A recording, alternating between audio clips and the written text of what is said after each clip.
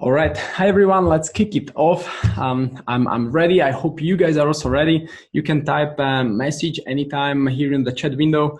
I will not read it constantly, but as soon as I have a second, then I will look at it, and hopefully you will ask messages. You will ask questions even during the time. So I also collected some of the questions that you guys sent me, which is wonderful.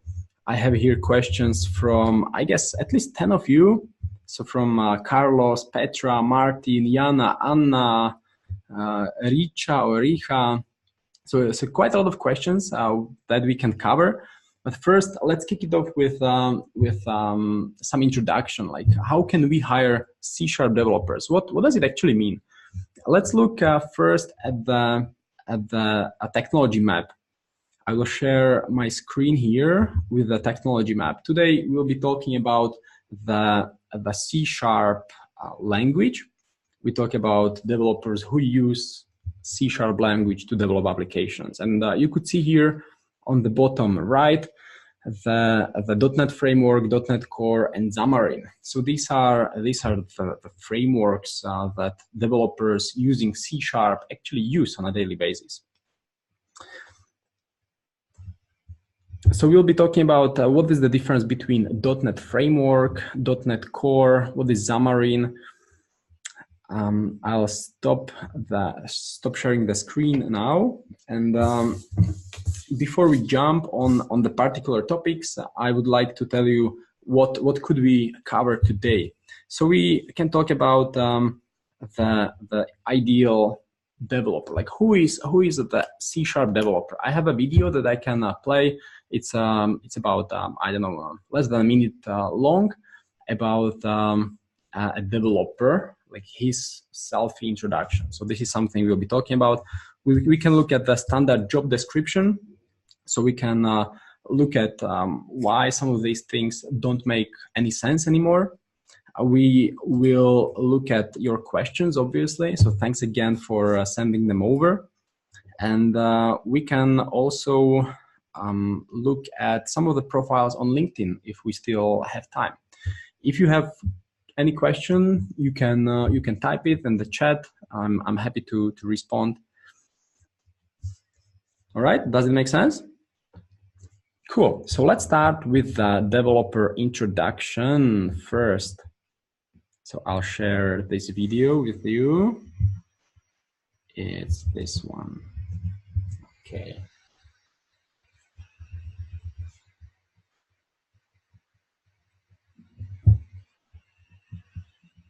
Hi, I'm Vlad. I work as a software architect and C# developer. I work mostly with C#, .NET Core, Entity Framework, SQL Server, TypeScript, and Angular. As for IDE, I use Visual Studio and Visual Studio Code. For our hosting services, we use Azure Cloud, and also we use Azure DevOps for version control, builds, deployment, and tests. Did you guys have a chance to capture some of these keywords? I will play it again. It's really short, but please pay attention to the details. We also highlight some of the key terms on the screen. So we'll be talking about what those terms actually mean. I will play it again. Okay. Hi, I'm Vlad. I work as a software architect and C# developer. I work mostly with C#, .NET Core, Entity Framework, SQL Server, TypeScript, and Angular. As for IDE, I use Visual Studio and Visual Studio Code. For our hosting services, we use Azure Cloud, and also we use Azure DevOps for version control, builds, deployment, and tests. All right, that was interesting, right? Like as soon as you meet a developer and you ask him what kind of technologies and stack does he or she use, then you could learn what is trending these days. And for example, you heard him say Azure DevOps, right? So this is something we can also talk about. But let's take a step back first and think what what is actually the programming language and the framework. So C#, and there is actually also F#. These are programming languages that developers use. So there are languages like PHP. You saw on the technology map languages like JavaScript, obviously, right? So these are languages. That's that's the syntax the developers use to write the code. And then you have, for example, a company like Microsoft that comes with frameworks such as .NET Core. So if I would type here .NET Core, .NET, and actually I write it twice. So .NET Core and .NET Framework. But these two, both of them are actually frameworks, and this is really confusing. So the first one, .NET Framework, was the very first framework developed using C# as the language, right? So the C# developers can use .NET Framework. But then Microsoft also came with another framework, and now this is really confusing, and they call it .NET Core. So that's the newer framework used pretty much for the same things. The developers can create backend applications using these frameworks, and there is also a third framework called Xamarin. So this one is used to build mobile applications, Xamarin, and the fourth one that every C# developer could know is Unity. So it doesn't mean they can use it, but they at least should be aware that there is something like Unity, because Unity is used to build games. So again, like not every C# developer builds games, but they should at least have the basic understanding. So as soon as you interview a developer, you can ask them, for example, what frameworks do they use daily? Do they use .NET Core or the .NET Framework?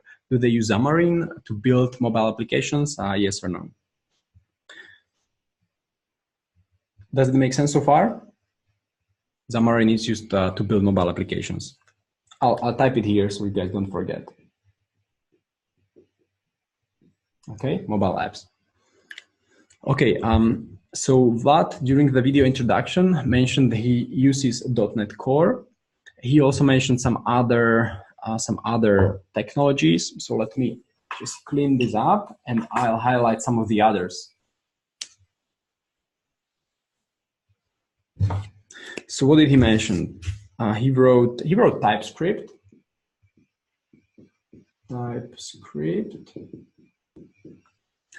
So TypeScript, what is TypeScript? It's actually very similar. It's actually based on JavaScript. So TypeScript is very similar to JavaScript, but it's a stricter version. In simple words, I could say it's a stricter version of JavaScript. So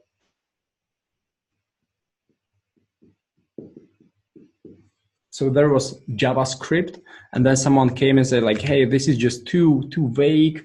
In JavaScript, you don't have any strict type. So how about we create something that is built on top of JavaScript, and we will call it TypeScript. So the similarity level, again, if you look at some scale, you guys after a few webinars may know that I'm a big fan of scales. So in this case, we could look at similarity scale. So for example, if you would compare, I don't know, PHP and JavaScript, like they are just way too far. Like PHP is one thing, JavaScript is another thing. If we would compare, say, Node.js and JavaScript, like the similarity is just very close. Because with JavaScript, you can actually build applications on top of the Node.js runtime engine. If you look at TypeScript and JavaScript, again, the similarity would be narrow. So if someone says, hey, I write applications in JavaScript, he's likely to learn TypeScript easily. But if someone says, I write applications in again, if I use PHP, as an example, then the similarity is, it's not so easy to learn TypeScript if you know only PHP as a language. So Vlad mentioned he uses TypeScript. TypeScript was actually developed by Microsoft, so it's also a preferred language for Angular applications, which we'll be talking about later. Like, how is it connected with all the .NET technologies, and why this could be actually interesting for you as a recruiter, like why .NET developers usually work with TypeScript. Well, it's because .NET pushes Angular, and Angular requires TypeScript. So again, the connection is there clear. Okay, Vlad also mentioned Angular, so I'll write it here. Angular, well, it's a framework to build front-end applications. You may know this. And there was one question asked by maybe Anna or maybe someone else. She asked, let me find the question. Yeah, Anna asked why Angular is better front-end framework than other options to use in a .NET project. Well, I would say it's precisely because the standard language to use with Angular is TypeScript, and that is pushed by Microsoft. So here's the link to Microsoft. It's been developed and it's completely kept up to date by Microsoft, which has a really similar mindset. Like everything that is developed by Microsoft is based on the similar, say, mindset. So it's very close to C#. So I could draw these links here between C# and TypeScript. Okay, so again, the similarity between C# and TypeScript wouldn't be as wide as with other languages, and it's all because it's a Microsoft-based technology. So Microsoft pushes C#, Microsoft pushes TypeScript, and together with Google they push also Angular. Okay. But Anna also asked if it is possible to connect .NET backend with other JavaScript frameworks. Well, this was a really good question, Anna. Again, is it possible to connect .NET backend with other JavaScript frameworks? And for that, I need to clean this up again.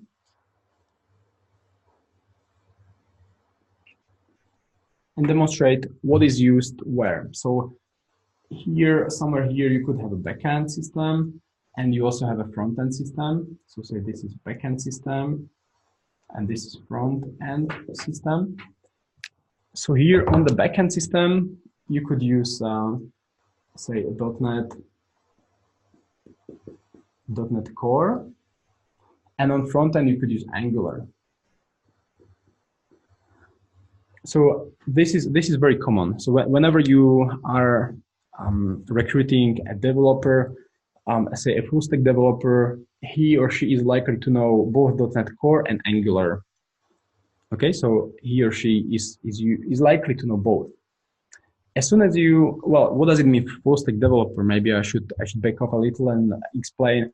A full stack developer usually works with both. So a full stack developer in this Microsoft sort of world would work with both. So a full stack developer would use .NET Core and Angular together. But as soon as you start decoupling these two, so it would not be just one developer working on this one project. It could be two developers. So I'll call this part. And suddenly you would have two developers, while one developer would work on the backend system, and the other developer would work on the front-end system. So this pretty much would be a back-end developer, and this would be a front-end developer. Well, this developer could choose another framework. It doesn't necessarily have to be Angular.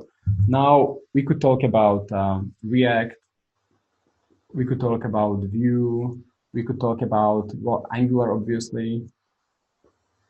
Yeah, now we have more options because the front-end developer could work with different languages, say the language he or she is used to work, and connects with the backend system that uses .NET Core, right? So these two would be connected with standard APIs together. So again, coming back to the question, is it possible to connect .NET backend with other JavaScript frameworks? Like, yes, it certainly is. If you have, for example, two developers, like one is backend developer, the other is front-end developer, one works with .NET Core and the other works with whatever framework he or she prefers. It could be React, Vue, or Angular. That's completely fine. These two systems just connect with APIs. Yeah, so here's a standard API. But say if you have a smaller project and the project, there is just one developer working on the project, so you would have a full stack developer who works both on backend and frontend, then he is more likely to work with Angular. Does it make sense? I hope it does. So in other words, you can, but if you have a full stack developer, then he is likely to prefer Angular because it's all Microsoft-based technology. It all works nicely together. And then Anna was asking, what is the key argument when deciding on this? Well, this was a great question, and I guess it could help you when you are even advising a hiring manager how to compose a team. So say you already have a backend developer who works with the .NET Core technology, and now how to choose? Say, should we work with Angular or Vue or React or Knockout or whatever other framework? Well, I would look at a few areas. First, I would look at the current team skill. Say if you have a team that is already skilled in Angular, then let's go for Angular. If you have a team of 5 people and all of them are React experts, well, then go for React. If you have, say, just one developer and the project is very small, I would maybe go for Vue. And now, why? Well, the complexity. If you have someone who doesn't work with front end at all, then it's much more complex to learn how to build Angular applications or React. But it's very easy to adopt Vue. You know, it could take just one day to learn how to work with Vue framework. So let me type these decision criteria. So how would I decide? So first it would be team size or team skills. It would be complexity. What else it could be? I have some notes here. It could be support, certainly. And what else? It would be maybe some hype. And also full stack required, yes or no. Okay, so this would be the criteria. 1, 2, 3, 4, 5. Team skills. As I mentioned, if you have a team of Angular experts, well, then it obviously makes sense to go for Angular. That's obvious. Complexity. Say here, it's much more difficult for Angular to adopt. So I'll type like -Angular. And I'll type with a green, we have green here. And I'll type, say, plus for Vue. Because it's very easy to adopt, you know, whatever is necessary to develop in Vue. You can just learn it maybe within 1 or 2 days. And with Angular, not that easy. Support, what does it mean, support? Well, some of the frameworks are not supported as they used to be years ago. There is ongoing development needed. For example, Angular has obviously great support. Angular is developed by Microsoft and Google together, while React is pushed. It's been developed by Facebook. So the support is tremendous. So let me write with clean plus for Angular and plus for React, and I would type minus for Knockout. And I think Anna was asking particularly about Knockout also. Yes, Knockout or Vue. So in this case, I would highlight Knockout with the red label, because I think the community support is not as it used to be. Hype. Well, there's certainly lots of hype around React.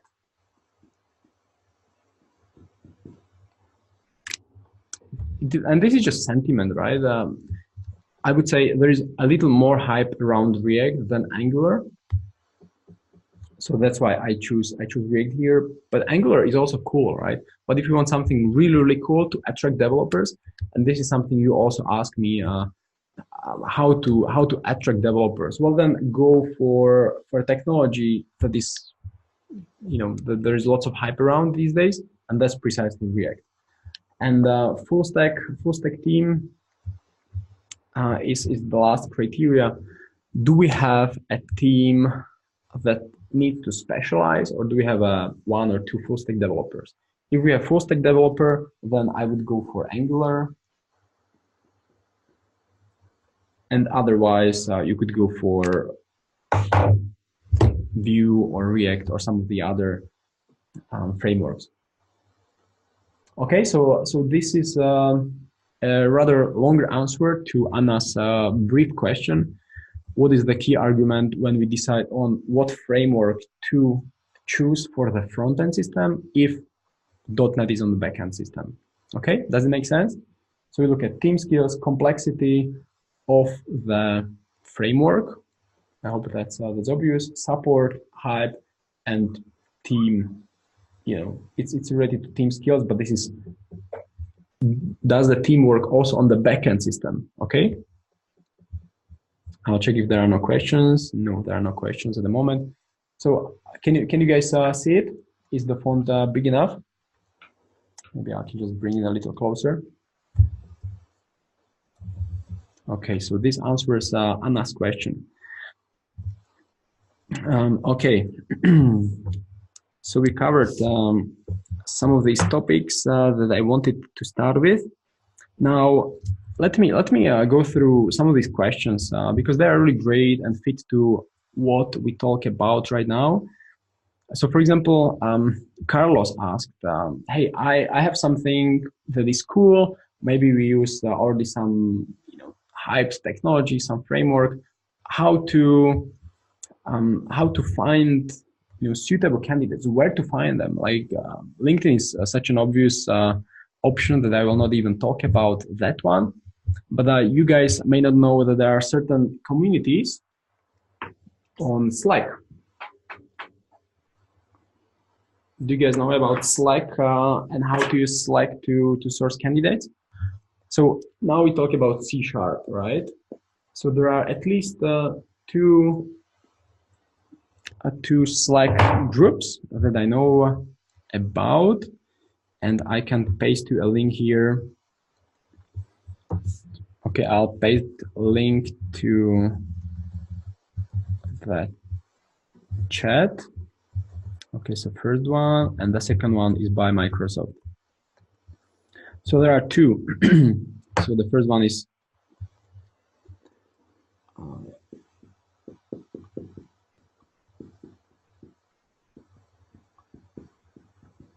okay, so I pasted both links. Now, how to use them? I can actually share my screen to show you how it works. Okay, let me open the browser and then one of these links here. So which one was it? The first one.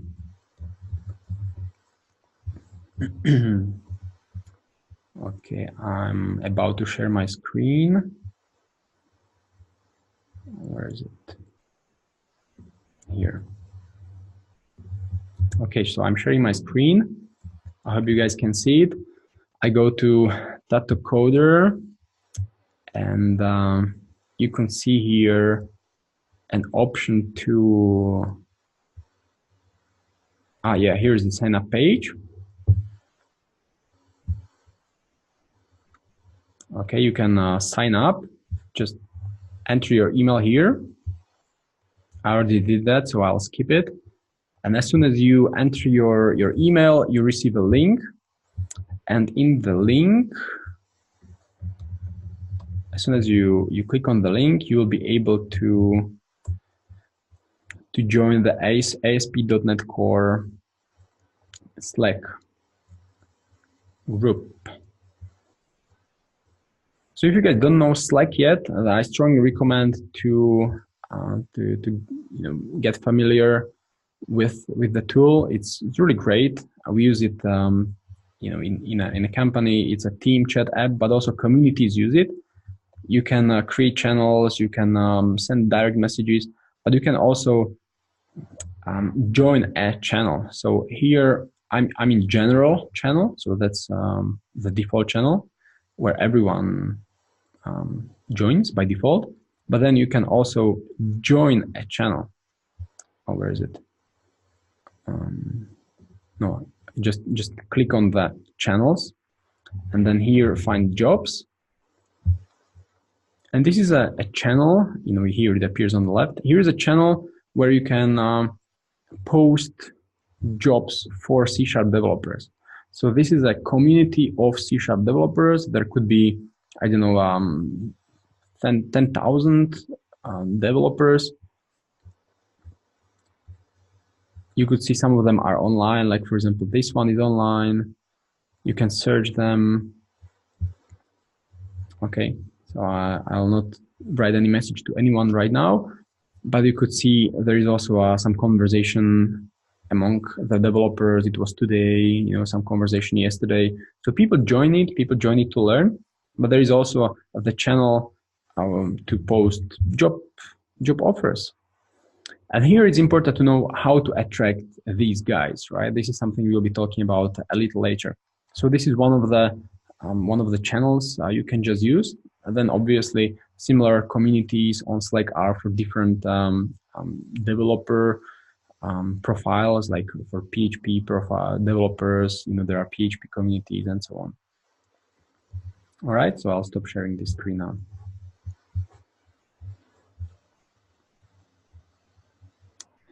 Okay, so that answers Carlos's question, at least partially, where to find suitable candidates.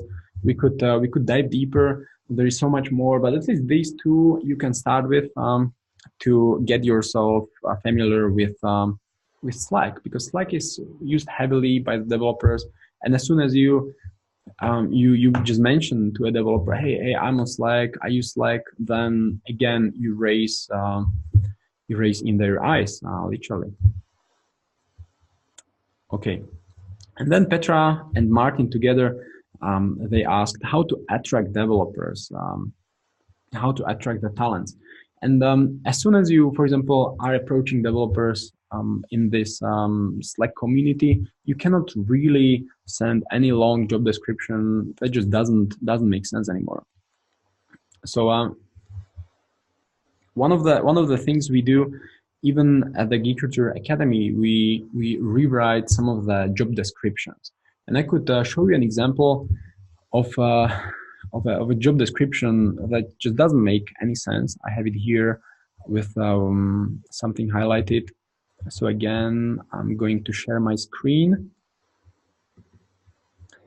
And now you should see a job description where I highlighted some of the phrases that I could see all over again. Like imagine you would send this, in the Slack channel, like no one would ever read it because it's just so boring. It's there is nothing really interesting, and it's not just nothing interesting, but it's just useless. So, for example, the highlighted sentences: you will also be responsible for the analysis, design, development, testing, and implementation of whatever technology. Like this is just so useless. Like every developer is responsible for analysis, design, development, testing, implementation. Like, what does it actually mean to be responsible? Like, is he a team leader? Are they looking for a developer, or are they looking for someone who is really responsible? And then it just doesn't make any sense, right? It's just so confusing. How can a developer be responsible for analysis and design and development and testing? So I would just drop this. It doesn't make any sense. And then all these other sentences like developer duties and responsibilities. You are supposed to implement, test, and bug fix. Like every single developer on earth is supposed to implement, test, and bug fix functionality. Like why to even put this sentence here?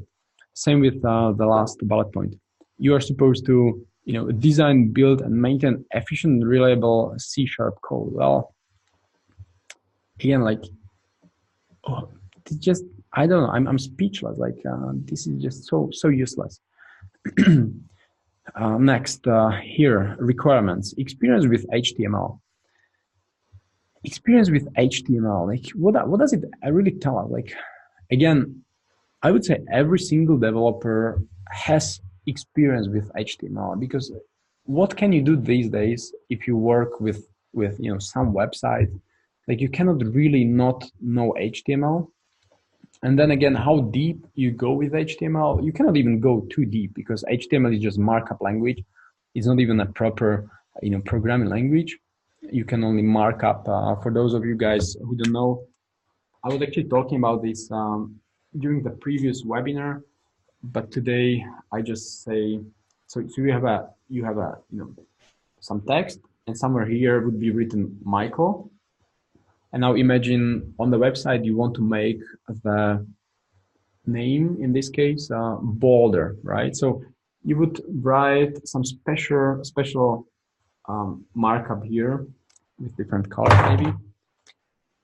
So something like strong. And then you end it here, strong. And that's it. And then in a browser, it would be strong. So that's it. It's not even a programming language, just markup language.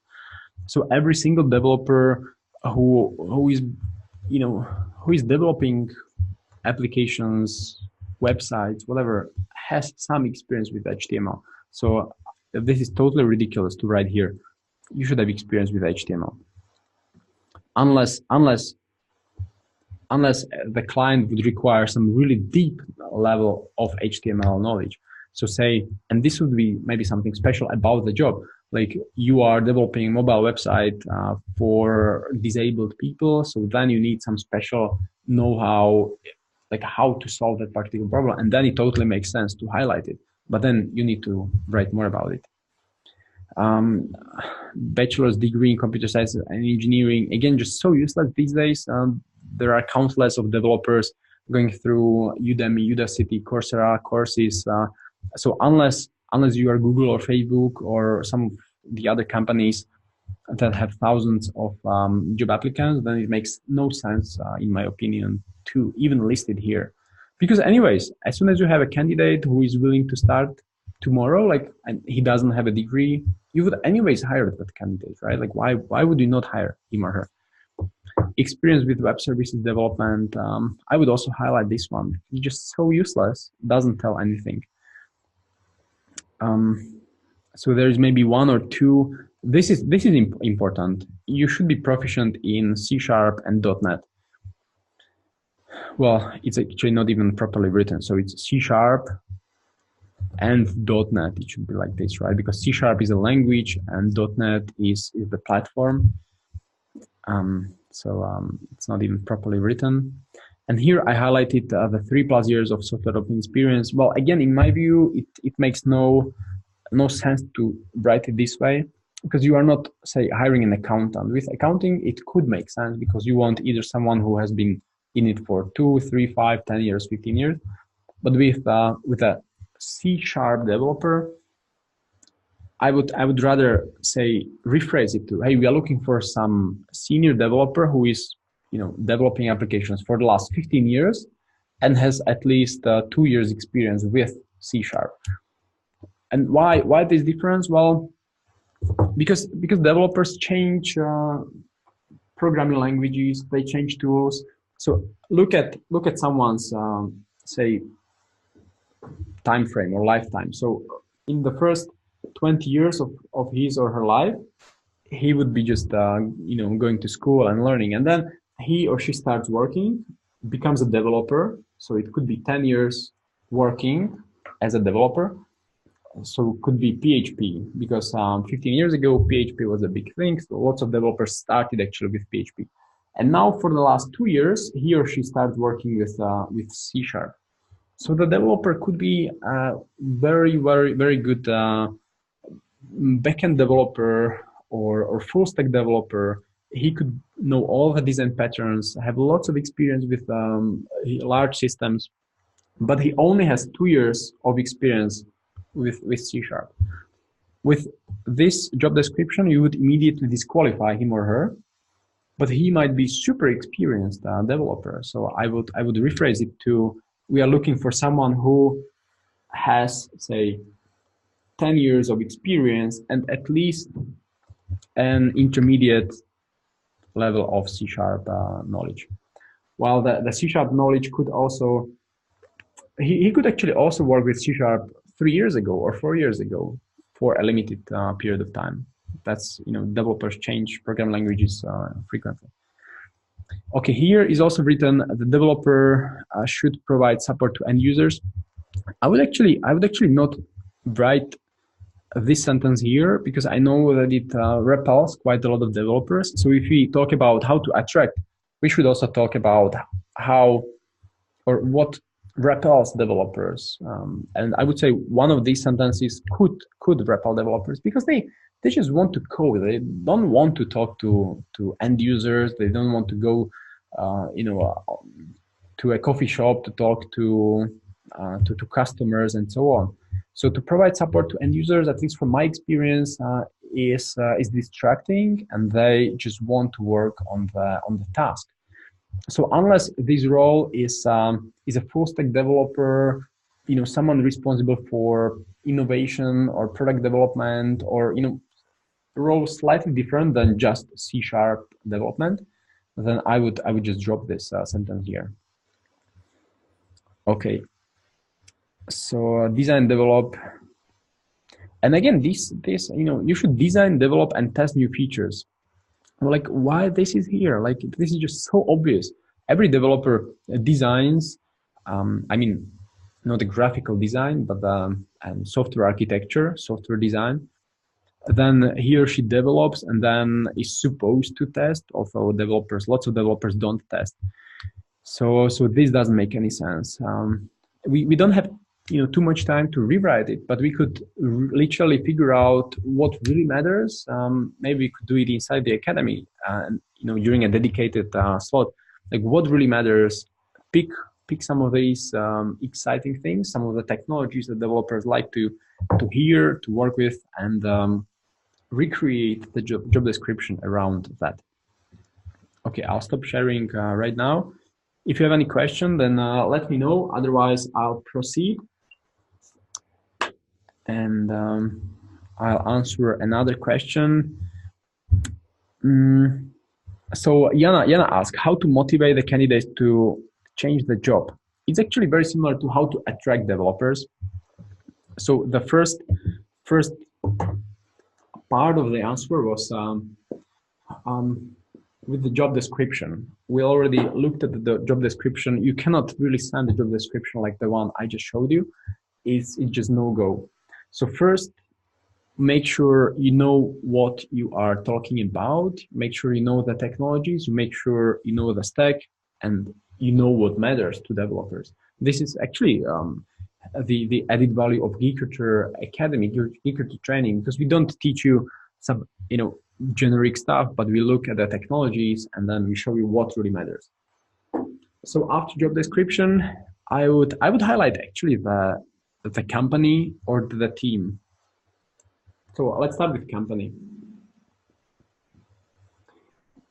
If you have some exciting company, some startup that is growing fast, everyone wants to jump on board. That's obvious.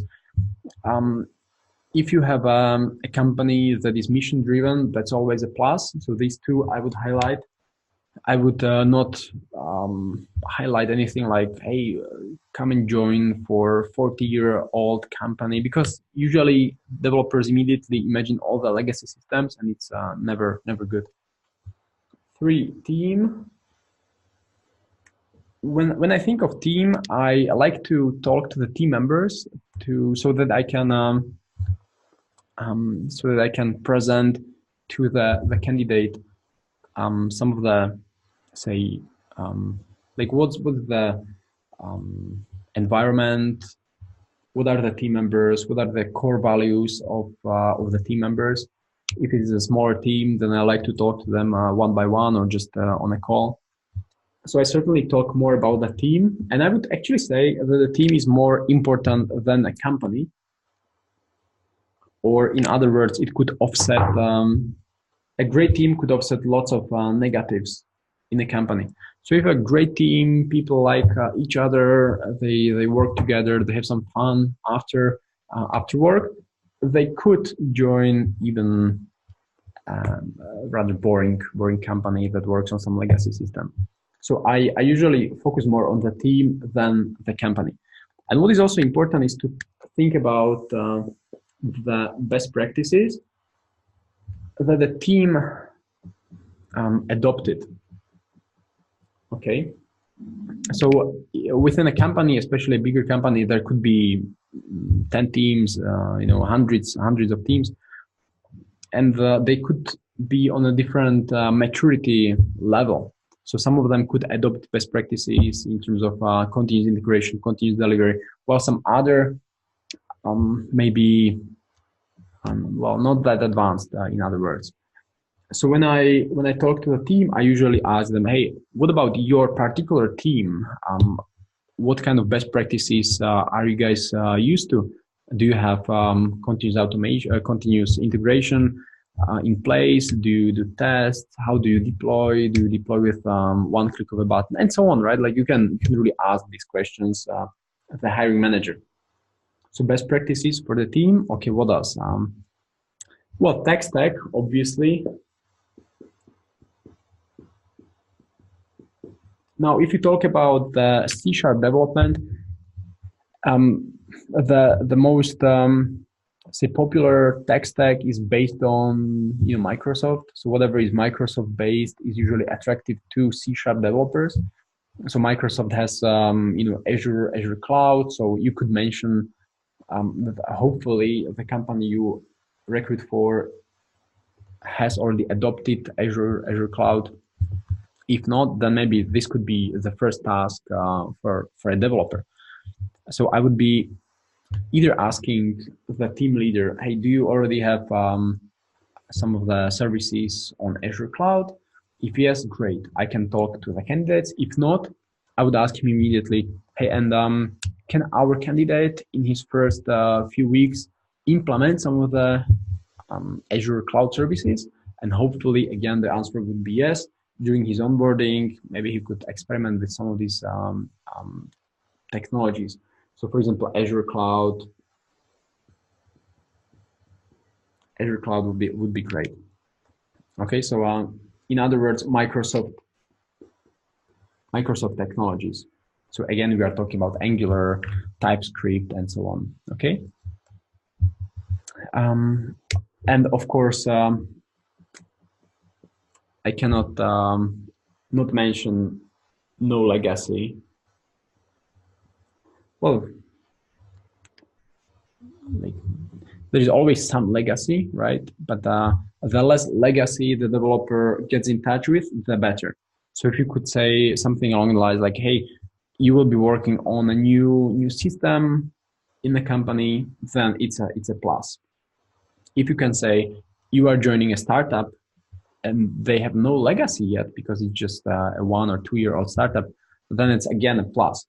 So this is what I would communicate to a developer to motivate him, to attract him. Obviously, team is a big thing. You could also think about, say, office location, because these days developers and people in general are getting lazy, don't want to commute too much. So I would say office location.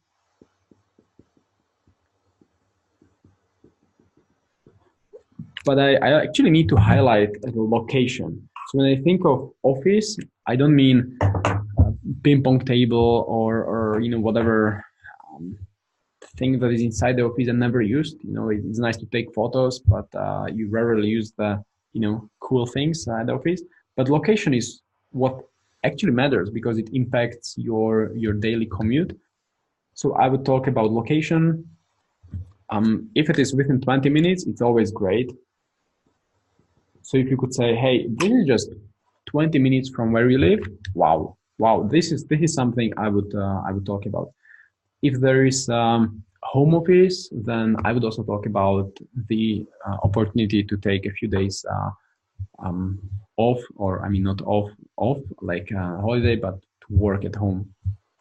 So team, job description, make sure you drop some of the useless information. Azure Cloud, mention some of the interesting cool things. And one more thing I wanted to highlight, which is compensation, obviously. How could I forget about compensation?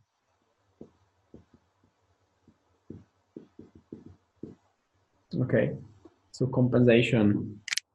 Compensation still is something that gets developers from one company to another. Money is what matters.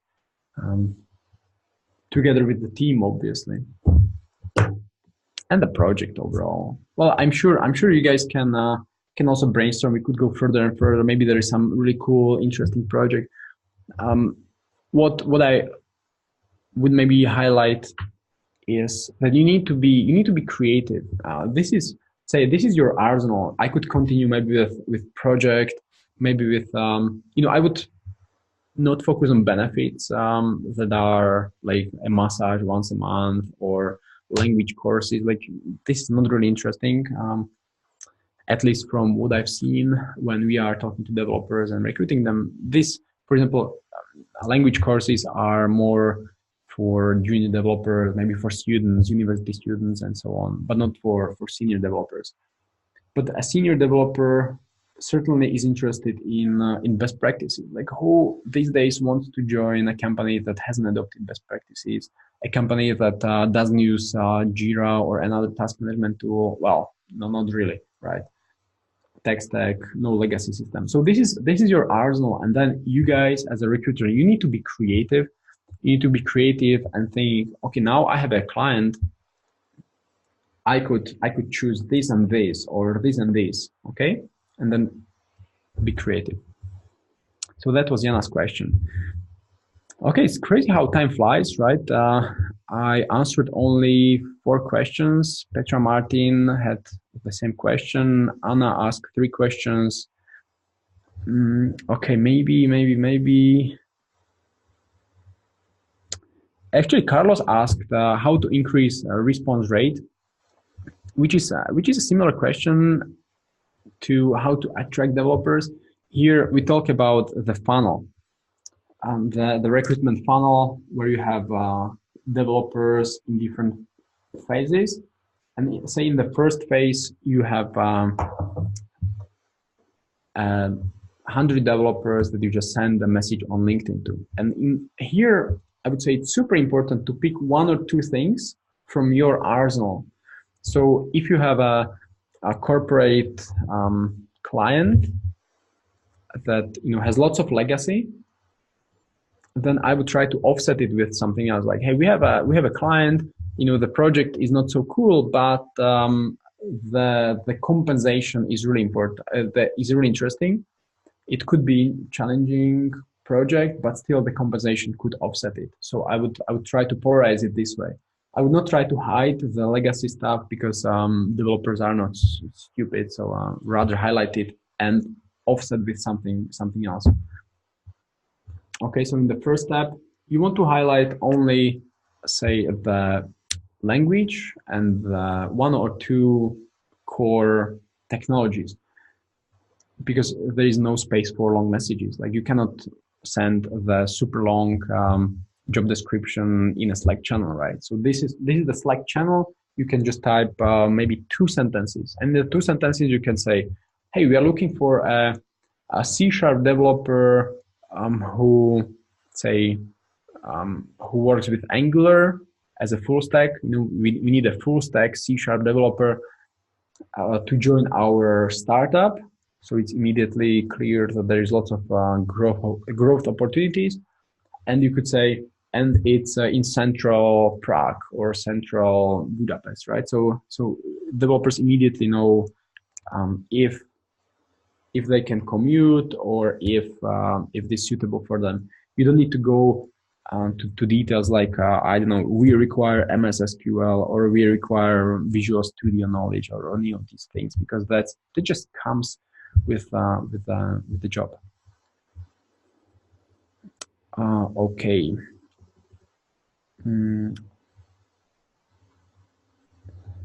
Okay, so we actually could also go through some of the LinkedIn profiles. I could answer some of the questions. I could show you a brief video of Vlad who describes the technologies, which I could do really quickly. If you guys don't have any questions, I'll play a video of Vlad.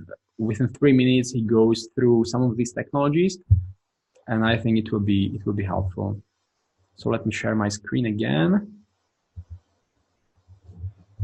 Not this one. A different video. This one. Is it this one? Yeah, this one. Okay, I'm playing the video now. Hi guys, this is Vlad from Recruiter, and today I would like to introduce you the .NET platform and C# language. I've been developing .NET applications for more than 13 years now, and what I like about it is the variety of types and forms of applications that we can develop with just single framework and one language. Within .NET, we can create console and desktop applications, websites and web services, mobile applications for Android and iOS, games. We have Unity, which is a game development platform, so we can create games for desktops, for mobile phones, for gaming consoles. IoT, Internet of Things. Microsoft has a special version of Windows called Windows IoT, which can run very small devices such as Raspberry Pi. Machine learning, for that we have a set of libraries called ML.NET. So as you can see, there is a lot of options here, and I really appreciate that for all these types of applications, I need just one language. C# is a primary choice for majority of .NET developers, but there are two other main languages in .NET, F# and Visual Basic. We can talk about them some more in following videos. For now, I just wanted to mention that there are some language options here. Now to get a bit more technical, .NET Platform has .NET Standard, which is a specification of APIs that every .NET implementation should follow. We have two main frameworks. The old one, called .NET Framework, currently in version 4.7, and the new one, called .NET Core, currently in version 2.2. They are both very similar in the way of developing applications, so the transition from the old one to the new one is quite easy. So what's the difference? Well, the new framework is quite young. The first version has been released in 2016. It has been built completely from scratch. It's more lightweight, so of course there are some performance enhancements, but the main difference is that from the beginning, the new framework was meant to be cross-platform. So it can run not only on the Windows operating system, but also on other operating systems like Linux or macOS. If a .NET developer tells you that he is developing applications in the old framework, it doesn't mean that he's living in the past. Both frameworks are still active, and I believe that companies will be using the old framework for years from now. But if he tells you that he hasn't tried anything in the new framework, or even worse, he hasn't even heard of it, well, that's a red flag. For me, it's an indication that he's not up to date, so you should consider that. The last thing I want to mention in this video is Xamarin, which is the .NET implementation for creating mobile applications, primarily mobile applications. So applications for Android and iOS, and this is a very interesting topic. So we will talk about it in some following videos. Also, we will discuss tools and IDEs, Azure Cloud, Azure DevOps, how to recognize a great .NET developer, and some other interesting stuff. So stay tuned. Ask me questions if something is not clear. You can suggest topics you'd like to know more about. I hope you get a basic understanding of what .NET Platform is and what we can do with it. All right, so I'll stop you, Vlad, right there. So that was pre-recorded video. We have it also inside the academy. You can maybe watch it later again if something is not clear. What was interesting, for example, that he mentioned the .NET Core 2.2, right? So let me type it here: .NET Core 2.2. And I also saw him listing it in some of the job descriptions. So when Carlos, you are asking, hey, how can we attract developers?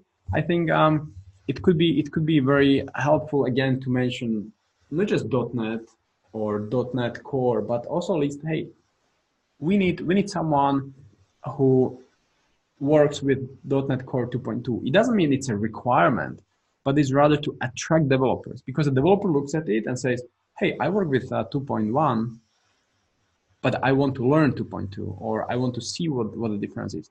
Or maybe I work with .NET framework, and I can learn this. Okay, so it's not a requirement, but it's rather a motivation. Okay, and this is important to realize that if you know .NET framework, you can learn .NET Core maybe within a day or two. So it's not a requirement, but it's rather something to motivate developers to join the company, because it indicates that the company, the client, works with the latest and greatest. And right now, the latest and greatest is .NET Core 2.2. So this is important, Carlos, or some pretty much for everyone who is keen to know how to attract developers. You can use these clues in your job descriptions. Highlight the stack of the client and mention the latest technology. Hey, the company uses .NET Core 2.2. It doesn't mean that you require the developer to have experience with this, but it should motivate the developer. Okay, so that was it. What's crazy? It's already 12. So I had actually quite a lot to cover still. We could, I have again a list of things to talk about. We could go through some LinkedIn profiles. This is also something we do inside the Geek Culture Academy. So maybe you can just go through that inside if you want. Next week we'll be talking about what will be mobile apps. Well, I'm not sure, but you guys can go to geekculture.com/events and you will see what we are going to talk about.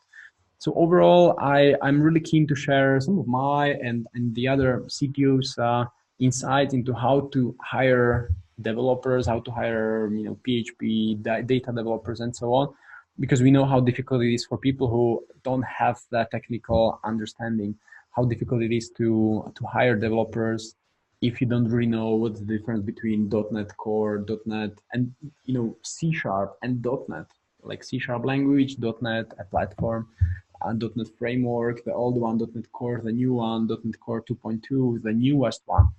So this is how you can think when you are trying to attract developers.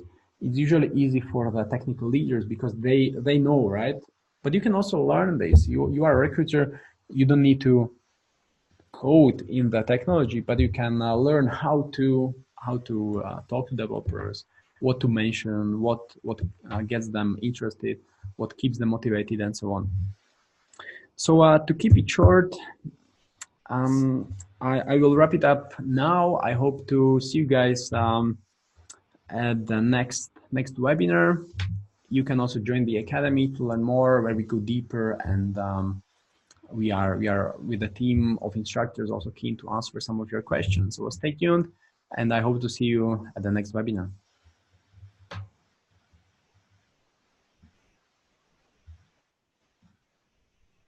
Thanks, Birgit.